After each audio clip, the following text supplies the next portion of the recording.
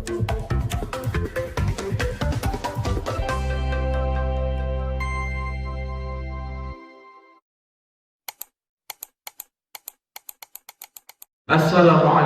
warahmatullahi ta'ala wabarakatuh. Bismillah walhamdulillah ala khair wa syarri masyiatillah. Wassalatu wassalamu ala rasulillah Sayyidina Muhammad ibn Abdillah wa ala alihi wa sahbihi wa mawala. Wa la hawla wa la quwwata illa billah, amma ba'du. Yang kami hormati, wabil khusus guru kita semua, Buya Yahya, kita doakan beliau mata'anallah bituli hayati. Semoga Allah memanjangkan umur beliau, memberikan kepada beliau rezeki yang halal, thayyiban mubarakan fiha ala kulli hal. Dan semoga Allah Jalla Jalaluhu selalu menjadikan beliau perantara wasilah antara kita dengan baginda Nabi Muhammad sallallahu alaihi wasallam. Karena apalah arti seorang murid dengan ilmunya tanpa bersambung dengan seorang guru yang terus bersambung kepada Nabi kita Muhammad sallallahu alaihi wasallam. Masih berbicara mengenai surat Al-Baqarah ayat pertama dan kedua. Allah Subhanahu wa taala berfirman, A'udzu billahi minasyaitonir rajim. Bismillahirrahmanirrahim. Alif lam mim. Dzalikal kitabu la raiba fihi hudan lil muttaqin. Alladzina yu'minuna bil ghaibi wa yuqimunas salata wa mimma razaqnahum yunfiqun. Walladzina yu'minuna bima unzila ilaika wa ma unzila min qablik wa bil akhirati hum yuqinun. Ulaika ala hudan min rabbihim wa ulaika humul muflihun. Telah dijelaskan bahwasanya ayat kedua surat Al-Baqarah menjelaskan tentang Al-Quran kita. Bahwasanya Al-Quran ini yang namanya juga bisa disebut sebagai Alkitab. Dzalikal kitabu, itulah Alkitab, itulah Al-Quran, la raiba fi, yang suci, tidak ada keraguan sedikit pun di dalamnya. Hudalil muttaqin, adalah petunjuk bagi orang-orang yang bertakwa. Sebelum kita kenali siapa sih mereka orang-orang yang bertakwa, yang mereka itu menjadikan Al-Quran itu petunjuk. Dan Allah menurunkan Al-Quran itu adalah petunjuk hidayah bagi mereka orang bertakwa. Dan kita umatnya Nabi Muhammad berusaha untuk menjadi ciri-ciri dari 5 ciri yang disebutkan di awal Al-Baqarah tentang orang yang bertakwa. Kita berusaha menuju ke sana untuk kita menjadi bagian di dalam orang-orang yang mendapatkan hidayah dari petunjuk Al-Quran. Ma'asyiral muslimin rahimakumullah, beberapa pertemuan yang lalu kita menjelaskan tentang sejarah penurunan Al-Quran. Al-Quran turun dari Arsy Wakila, dari Lauhul Mahfuz menuju langit dunia, namanya nuzulul Quran. Dari langit dunia Baitul Izzah, ya, Baitul Izzah menuju Nabi Muhammad yang ada di kota Mekah, dibawa wahyu itu oleh malaikat Jibril. Proses ini namanya Tanzilul Quran. Sudah kita bahas keduanya.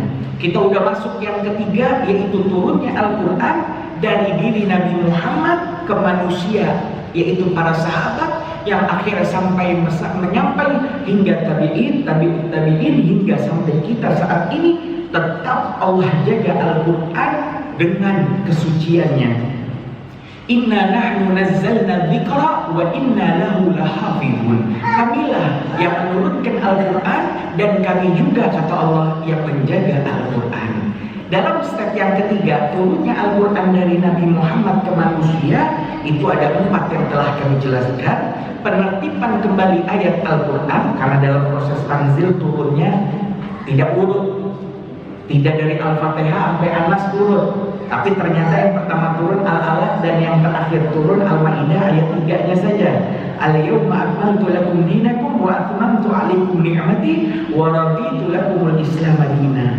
Kok sekarang yang kita lihat yang ada ini di percetakan Quran urut lagi? Karena dalam proses yang ketiga ada penertiban kembali ayat suci Al-Quran. Setelah ditertibkan, di zaman Sayyidina Abu Bakar dikumpulkan naskah-naskah aslinya tadi. Ada yang dari di atas tulang, ada yang di atas kayu, di atas batu, dikumpulkan. Tapi karena Sayyidina Abu Bakar ini di zamannya sibuk memerangi orang-orang yang murtad, sibuk memerangi orang-orang yang setelah mengetahui Nabi Muhammad wafat, mereka menolak membayar zakat. Ya, sibuknya Sayyidina Abu Bakar As-Siddiq selama 2 tahun yang akhirnya wafat menyusul Rasulullah itu belum sempat membukukan Al-Quran. Ya, baru sempat dikumpulkan naskahnya. Sayyidina Umar walaupun 10 tahun memerintah sebagai Amirul Mukminin, tetap tidak sempat membukukan Al-Quran. Sibuk Sayyidina Umar ini berdakwah, ya, menaklukkan Konstantinopel, ya, di arah utara tanah Tihamah, di arah timur tanah Tihamah sibuk membebaskan kerajaan Persia, ya. Kemudian di arah barat, ya, Sayyidina Umar itu sibuk mengutus panglima-panglimanya Khalid bin Walid, Amr bin As, Iyad bin Unam untuk membebaskan Mesir dan seluruh Afrika. Ya, maka saat itu nggak sempat untuk membukukan Al-Quran. Barulah di zaman Sayyidina Utsman Al-Quran dibukukan, ditulis ulang oleh Sayyidina Utsman di dalam lembaran-lembaran kertas papirus yang memang udah ada dari zaman Nabi Musa, zamannya Firaun, semoga Allah melaknatnya, sehingga menjadi buku dinamakan Mushaf Utsmani. Ya, Bapak Ibu tahu Mushaf Utsmani? Mushaf Utsmani itu tidak ada titiknya. Jadi kalau kita baca kitab kuning nih yang Habib bawa sekarang, ini baca nggak ada harokatnya. Hanya orang yang banyak perbendaharaan kata bahasa Arab dari kata isim, kata benda dan kata kerja sajalah, dan juga yang ngerti tentang teori nahwu shorof sajalah yang bisa membaca kitab kuning yang tanpa harokat ini. Tapi mushafnya Sayyidina Utsman yang ditulis ulang bukan hanya nggak ada harokatnya, tapi nggak ada titiknya. Titiknya nggak ada. Jadi antara ain sama ghain itu sama-sama ain. Antara ja, ha, kho, titiknya hilang semua, Pak. Kebacanya ha semua. Bahkan ada 5 huruf, kalau titiknya hilang sama dan serupa. Ada lurus gitu kayak perahu. Titiknya satu di atas, namanya apa? Na. Titiknya pindahin ke bawah, ba. Titiknya pindah 2 ke atas, ta. Pindahin 2 ke bawah, ya. Pindahin 3 ke atas, ta. Gak ada tanda wakaf berhenti itu. Ya, apa sih tanda wakaf ya? Kalau kita tuh ada jim, apa jim? Wakaf jaiz, boleh lanjut, boleh berhenti. Qaf, lam, wakaf aula, berhenti lebih utama. Shad, lam, wasal aula, lanjut lebih utama. La, ya, la waqfa fiha, bukan tempat berhenti, nggak boleh berhenti, harus lanjut kalau ada la. Kalau ada apa lagi? Mim, waqaf lazim. Apa? Waqaf lazim, harus berhenti. Ya, hampir 25 tanda waqaf itu nggak ada di Mushaf Utsmani. Bahkan akhir ayat. Jadi kalau kita baca majalah, ya baca buku, Pak, kalau nggak ada titik komanya kan kita bingung ya, Pak ya. Ini Al-Quran gak ada akhir ayatnya, yang bundar ada angka 1 bahasa Arab. Ya, Bismillahirrahmanirrahim 1 bulat. Alhamdulillahirabbil alamin 2 bulat. Enak ada titik komanya. Ini di Mushaf Utsmani gak ada itu. Ya, polos begitu. Jadi kalau bukan orang Arab yang ngerti-ngerti tentang siyaqul kalam, alur cerita ini lagi ngomongin apa, dia nggak bakal paham. Kita aja, Pak, yang ada harokatnya, ada titiknya, ada tanda bacanya, ada tanda wakafnya. Kalau belum pernah lulus Iqra jilid 1 sampai 6 ya nggak bisa baca Quran, kan begitu. Ya, karena kita orang asing, bukan orang Arab. Maka Mushaf Utsmani, pembukuan Sayyidina Utsman hanya membukukan. Barulah di tingkatan yang ketiga, dalam proses yang ketiga turunnya Al-Quran dari Nabi Muhammad ke manusia adalah penyempurnaan Al-Quran. Di zaman Bani Umayyah, yaitu pemerintahan dinasti Bani Umayyah, sistem kepemimpinan khilafah tapi dengan cara-cara kerajaan, bukan mengikuti lagi cara-cara kenabian. Maka di situ ada satu raja pemimpin namanya Al-Hajjaj. Imam Al-Hajjaj ini dikenal orang yang zalim. Dia pernah memenggal satu kampung muslim gara-gara kampung itu nggak hormat sama dia waktu dia naik di atas kuda. Ya. Zalim, tapi dia mempunyai satu inisiatif untuk menyempurnakan Al-Quran dengan titiknya, harokatnya, tanda akhir bacanya, dan juga tanda akhir ayatnya, sehingga Al-Quran sempurna seperti yang kita lihat saat ini. Barulah di step yang keempat adalah penyebaran Al-Quran. Kalau ada yang umroh, pasti nanti sama tour guide-nya, sama ustadz yang nganternya, itu diantar di kota Madinah. Itu ada perkebunan kurma, ya ada pabrik pembuatan kain kiswah penutup Ka'bah. Di situ juga ada pabrik pembuatan percetakan Al-Quran. Disitulah Al-Quran diterjemahkan ke 192 bahasa dari 192 negara, baik mayoritas atau minoritas muslim di dunia. Ya, maka diterjemahkan Al-Quran tadi. Ya, Al-Quran tetap berbahasa Arab, dan untuk mempermudah memahaminya, dalam rangka kita menjadikan Al-Quran sebagai imam panutan kita pun diterjemahkan. Barulah tinggal tugas kita semua, Al-Quran yang sudah sampai dari Nabi Muhammad ke diri kita, ada di lemari-lemari rumah kita. Bagaimana caranya Al-Quran itu masuk ke step penurunan Al-Quran yang keempat, yaitu Al-Quran yang udah ada di diri kita ini, bagaimana masuk dan turun meresap ke dalam hati kita sehingga dapat kita amalkan dalam kehidupan sehari-hari.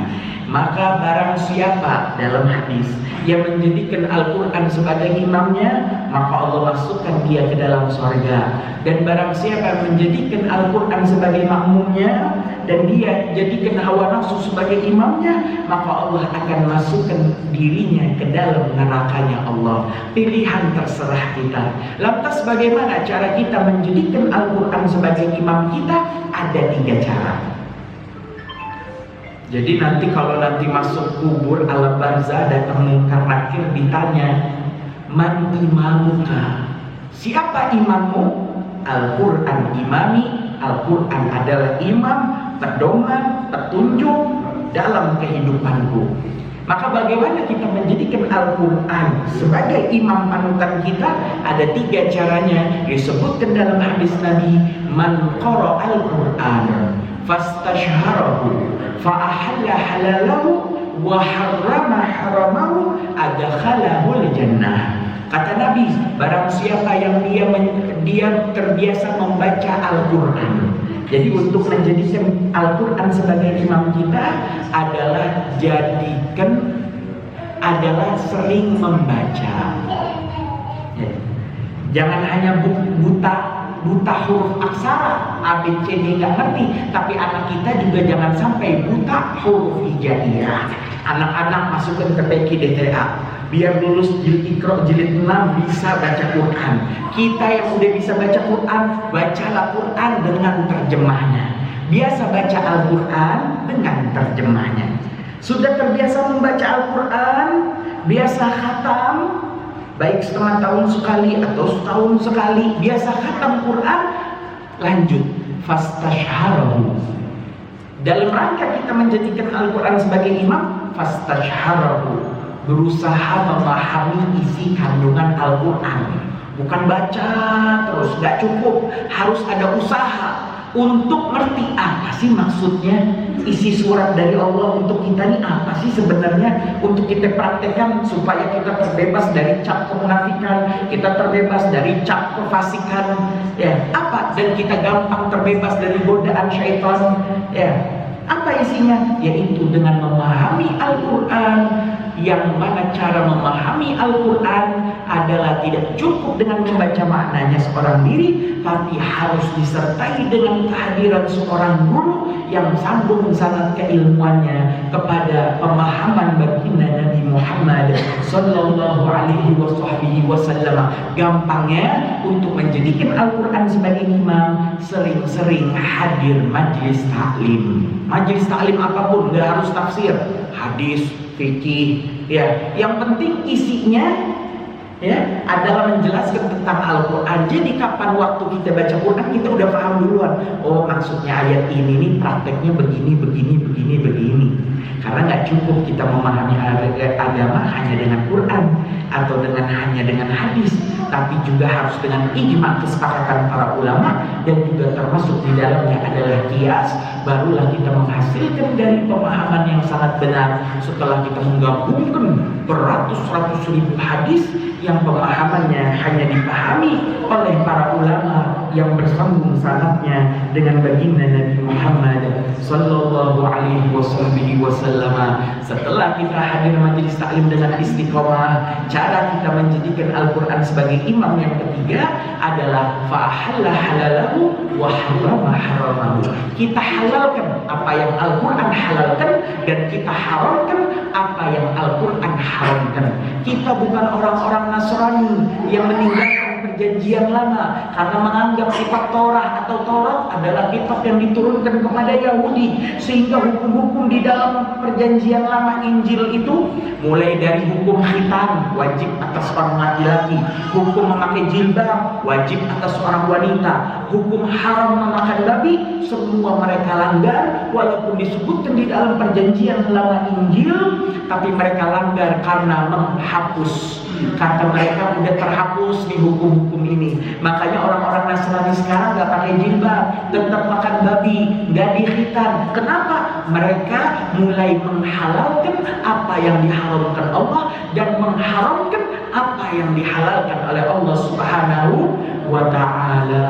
Maka penting kiranya kita berusaha menjadikan Al-Quran sebagai imam dengan terbiasa membaca Al-Quran, terbiasa menghadiri majelis taklim, dan berusaha istiqomah mempraktikkan apa yang kita tahu dalam kehidupan sehari-hari. Ma'asyiral muslimin rahimakumullah. Maka selesai sejarah mengenai turunnya Al-Quran. Lantas di sini disebutkan di ayat kedua bahwasanya Al-Quran yang gak ada keraguan, kitab yang suci itu adalah hanya menjadi petunjuk hanya untuk orang-orang bertakwa. Yang gak takwa gak bisa disodorin Quran, dia gak kena ke hati. Kenapa? Bukan, udah firmannya Allah, Al-Quran hanya petunjuk bagi orang-orang bertakwa. Apa ciri-ciri orang bertakwa? Ya, cirinya 5 kata Allah. Hudal lil muttaqin alladzina yu'minuna bil ghaibi. Ciri yang pertama, mereka adalah orang-orang yang beriman, berkeyakinan, percaya dalam hati tentang hal-hal yang gaib. Kita nih harus beriman dengan rukun iman yang 6 baru dianggap beriman. Namanya iman itu dengan hal-hal yang gaib. Kita harus beriman, iman kepada Allah. Pernah kita lihat Allah? Nggak pernah. Iman kepada malaikat, pernah kita lihat malaikat? Nggak pernah. Iman kepada apa lagi? Kepada Nabi dan Rasul, pernah lihat kita seorang Nabi dan Rasul? Ya, tidak pernah. Ya, iman kepada qada dan qadar. Kayak apa sih qada dan qadar? Ya, nyebutkan apalagi Al-Quran, surga, neraka, kita harus beriman dengannya. Itu tanda orang yang bertakwa, beriman dengan sesuatu yang tidak tampak. Ya, makanya orang ateis nggak masuk ke sini. Kenapa? Ateis itu sesuatu yang ada harus kelihatan mata, itu baru ada. Kalau nggak kelihatan mata, berarti nggak ada. Nah, imannya hilang. nggak takwa lagi dia. Syarat yang kedua, orang bertakwa kata Allah, wa yuqimunas shalah. Mereka adalah orang-orang yang mendirikan sholat. Ya. Sholat tetap dilakukan, walaupun sakit nggak bisa berdiri sholatnya, boleh duduk, yang penting sholat. Sholatnya dalam perjalanan macet, aduh saya nggak bisa nih keluar waktu nih kalau saya nggak niat jamak, boleh jamak takdim, jamak qashar karena macet. Ya, bahkan boleh namanya jamak sebab pernikahan, makanya boleh dijamak sholatnya. Makanya pilihan orang-orang yang mau bikin acara pesta yang alasannya make upnya mahal, nggak bisa dihapus, ya, kemudian repot dan lain sebagainya, bikin acaranya dua. Ima dia bikin acara jam pagi, jam 6 pagi, ya, jadi dia udah standby dengan bukunya, azan subuh dia sholat, si pengantin perempuan ini sudah sholat, didandani 2 jam, kelar jam 7 boleh majang, terus majang, jam 12 zuhur majang terus, pas zuhur niat jamak takhir ke asar. Jadi zuhur lewat, udah aman, gak dosa. Kenapa? Udah ditakhir ke asar.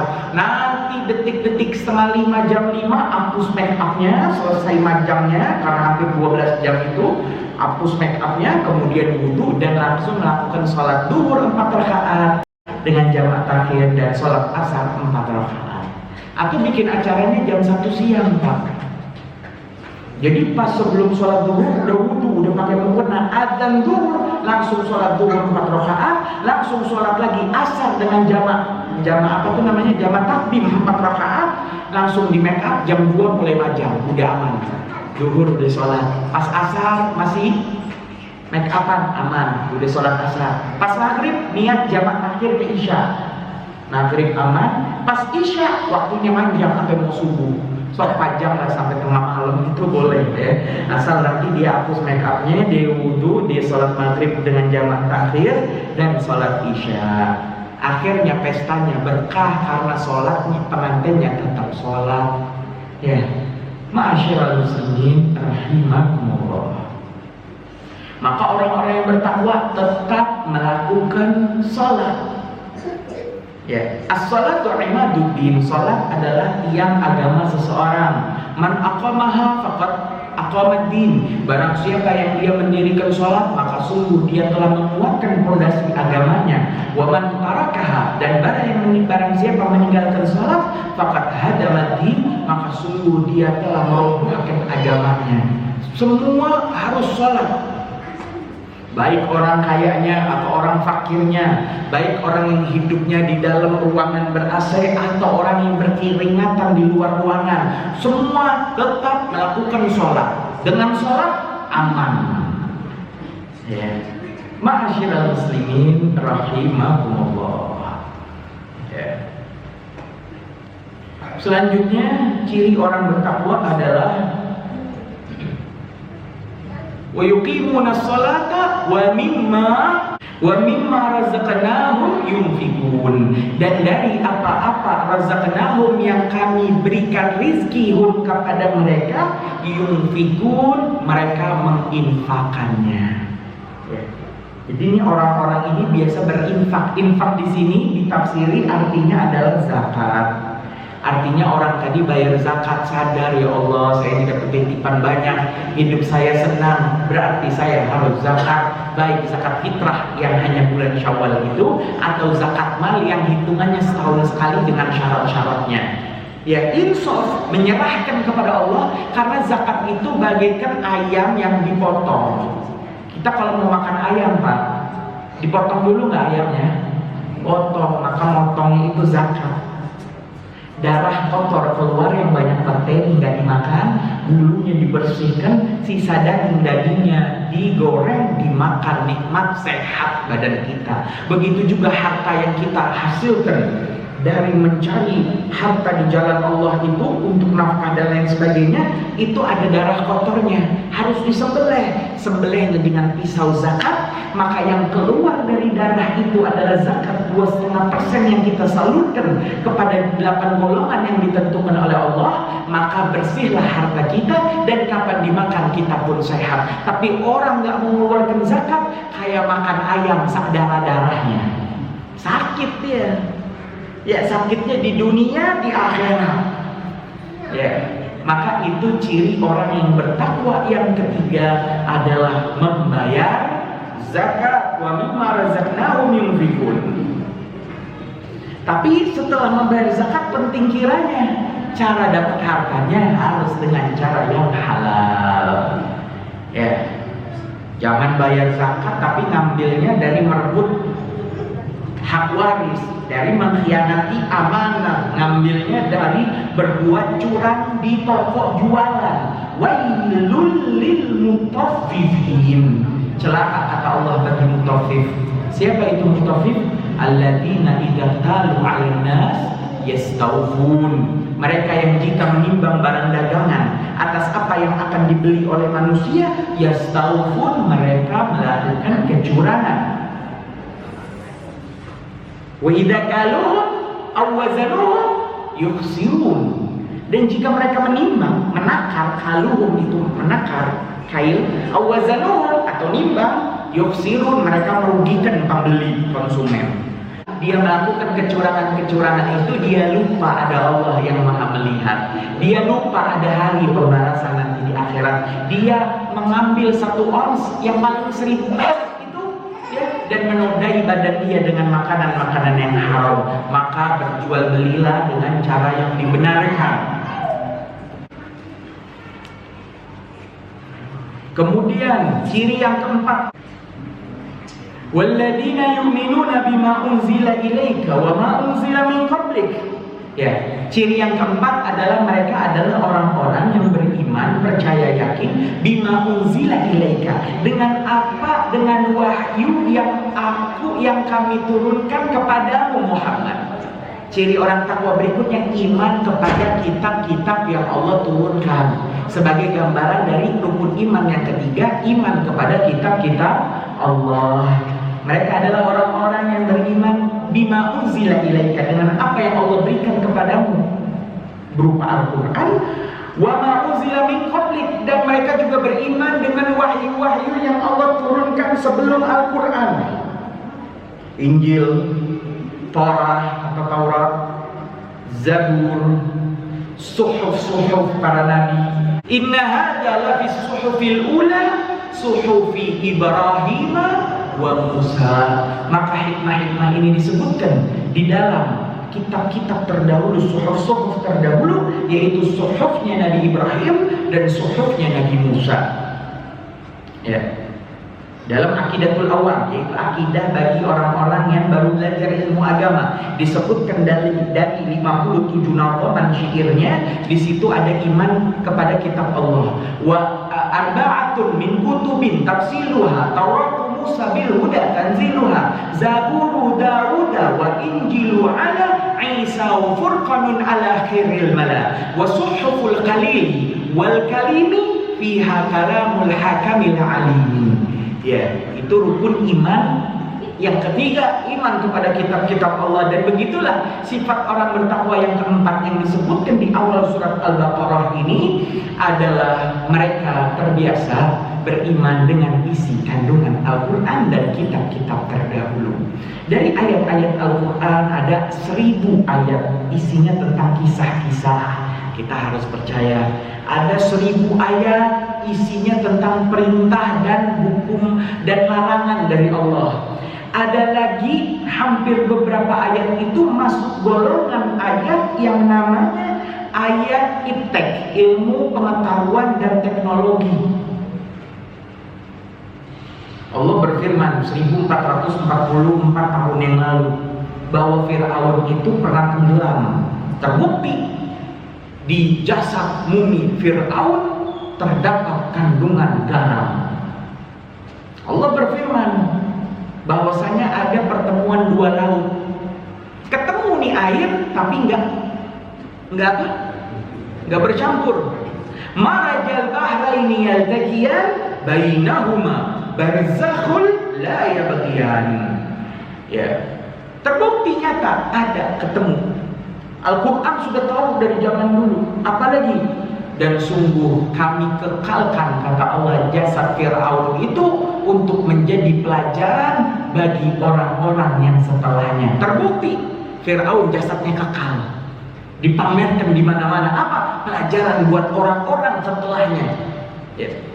Jadi dari ayat-ayat Al-Quran ini yang berdampak kepada ilmu pengetahuan dan teknologi, sains, itu hampir 70%-nya sudah terbukti. Dan tidak ada namanya dibuktikan tuh bisa kadang salah, bisa kadang benar. Tapi dari Al-Quran yang dinyatakan pernyataannya dan pemberitaannya di dalam Al-Quran, 70%-nya terbukti benar. Tinggal sisanya 30%. Neraka, surga, barzakh, kehidupan setelah kematian, jin, ya setan, iblis, itu belum terbukti, ya Pak ya? Belum terbukti. Tapi kalau ada satu kitab, kata para ulama, kok isinya terbukti keilmiahannya 70% dan tidak ada pun satu pun dari pernyataan 70% itu yang terbukti salah, pasti sisanya ikut benar. Ya. Kecuali nanti 70% oh ada yang salah, ada yang benar. Nah mungkin yang 30%-nya masih diragukan. Tapi ini semuanya terbukti benar. Ma'asyiral muslimin rahimahumullah.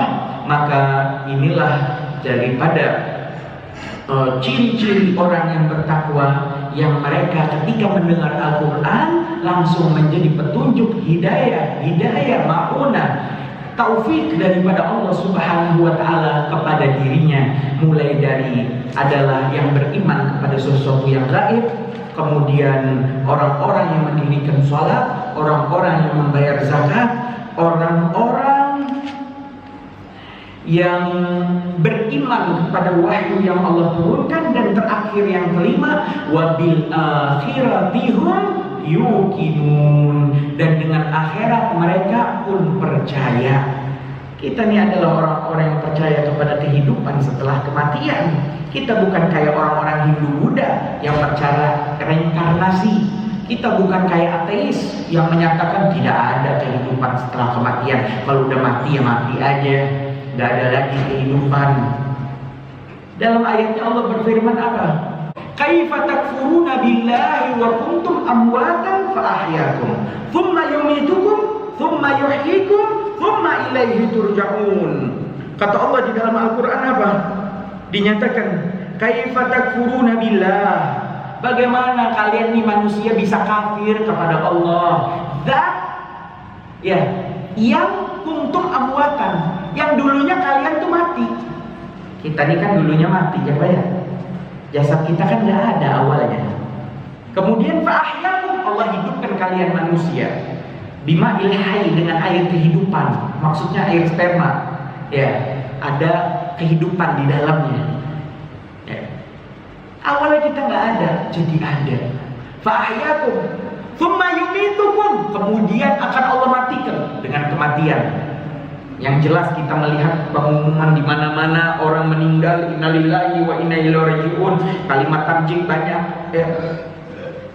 Tsumma yuhyikum, kata Allah. Kemudian setelah mati itu, mati yang kedua itu, Allah akan hidupkan kalian lagi. Ya, tsumma ilaihi turja'un. Kemudian hanya kepada Allah tempat kita manusia kembali. Kan bagaimana kalian tuh bisa kafir? Dengan gampangnya Allah menjadikan kita awalnya mati, hidup, mati, hidup lagi. Ya, ketika orang-orang Nasrani ditanya, kenapa kalian menjadikan Isa Yesus itu sebagai Tuhan? Iya, karena Isa itu lahir tanpa ayah. Umat Islam menjawab dengan ayat Al-Quran, loh kalau begitu harusnya kita lebih menuhankan Nabi Adam dong, yang lebih hebat dari Nabi Isa, karena Nabi Adam lahir tanpa ayah, tanpa ibu, lebih hebat. Kenapa yang dijadikan Tuhan cuma Nabi Isa kalau alasannya begitu? Maka mereka menjawab lagi, oh iya, tapi Nabi Isa punya keunggulan lainnya. Nabi Isa bisa menghidupkan orang mati. Ya, bukan hanya lahir tanpa bapak, bisa menghidupkan orang mati. Oh, kalau alasannya bisa menghidupkan orang mati, Nabi Isa jadi Tuhan, maka lebih hebat Nabi Ibrahim dong yang disebutkan di dalam Al-Quran. Apa? Nabi Ibrahim diperintah Allah. Nabi Ibrahim bercakap kepada Allah, ya Allah, tingkatkan imanku. Aku pengen tahu bagaimana engkau ya Allah menghidupkan yang mati. Maka Allah berfirman kepada Ibrahim, Ibrahim carilah 4 jenis burung. Sembelih. Setelah disembelih, dicincang-cincang. 4 burung itu dagingnya dicampur jadi satu, dipisah jadi 4 bungkus. 1 bungkus disuruh taruh di atas puncak gunung fulan, dibagi-bagi di puncak bukit-bukit. Kemudian Nabi Ibrahim disuruh Allah berdiri di tengah dan memanggil nama burung-burung tadi. Ya fulan, ya fulan, ya fulan, ya fulan. Tiba-tiba kantung tadi terbang, keluarlah daging-dagingnya dan dia berputar di tengah, dan tiba-tiba ada atas izin Allah muncullah hewan-hewan itu lagi dalam keadaan hidup. Lebih hebat Nabi Ibrahim dong kalau begitu daripada Nabi Isa. Maka mereka pun akhirnya terdiam. Ma'asyiral muslimin rahimakumullah, gampang saja Allah menghidupkan yang telah hancur lebur. Ya. Yauma idzi yasdurun nas ashtatan liyuraw a'malahum. Yauma idzin, pada hari itu, yasdurun nas, muncul manusia-manusia itu dari tanah, ashtatan, dalam keadaan bermacam-macam, liyurau a'malahum, untuk melihat amal perbuatan yang mereka lakukan di dunia. Ini loh ayat Al-Quran kita yang menjadi petunjuk kita, iman kita umat Islam. Kita percaya Allah dengan gampang yang menghidupkan yang mati tadi dalam keadaan bermacam-macam untuk melihat hari pembalasan. Faman ya'mal mithqala dzarratin khairan yarah wa man ya'mal mithqala dzarratin syarran yarah. Ma'asyiral muslimin rahimakumullah, inilah penafsiran surat Al-Baqarah ayat 1 sampai 5. Insyaallah kita akan lanjutkan karena kita hanya mengambil yang penting saja dalam kajian ini, karena nanti kita akan memulai dari akhir juz amma, karena di situ banyak sejarah dan banyak hikmah-hikmah. Kita hanya mengambil ayat-ayat penting. Insyaallah dilanjut dengan ayat kursi yang disebutkan di dalam awal juz ketiga lembar pertama, menjadi ayat terpanjang yang disebut dengan ayat kursi, yaitu ayat tentang keimanan. Kenapa disebut ayat kursi? Karena tersebut wasi'a kursiyus samawati wal ardh, dan luas, ya, singgasananya Allah itu seluas 7 lapis langit dan bumi. Lantas bagaimana dengan arsy istananya Allah? Jika singgasananya, tempat duduk sang raja itu sebesar itu, insya Allah kita jelaskan pada kajian tafsir bercampur akidah pada minggu depan. Bismillahirrahmanirrahim. Alhamdulillahirabbil alamin. Allahumma shalli ala sayyidina Muhammad wa ala ali sayyidina Muhammad. Allahumma alif baina qulubina wa aslih dhata bainina wahdina subul salam wa najina min adh-dhulumati ila an-nur wa jannibna al-fawahisha ma dhahara minha wa ma batan wa barik lana fi asma'ina wa absarina wa qulubina wa azwajina wa dhurriyyatina wa tub 'alaina innaka antat tawwabur rahim waj'alna syakirina li ni'matika muthanina 'alaiha kabiliha wa atmimha 'alaina. Allahumma ighfirli wa li walidayya warhamhum kama rabbaw shighara. Rabbana atina fid dunya hasanah wa fil akhirati hasanah wa qina 'adzaban nar. Wa sallallahu 'ala sayyidina Muhammadin nabiyil ummi wa 'ala alihi wa sahbihi wasallam. Walhamdulillahi rabbil alamin bi sirril Fatihah.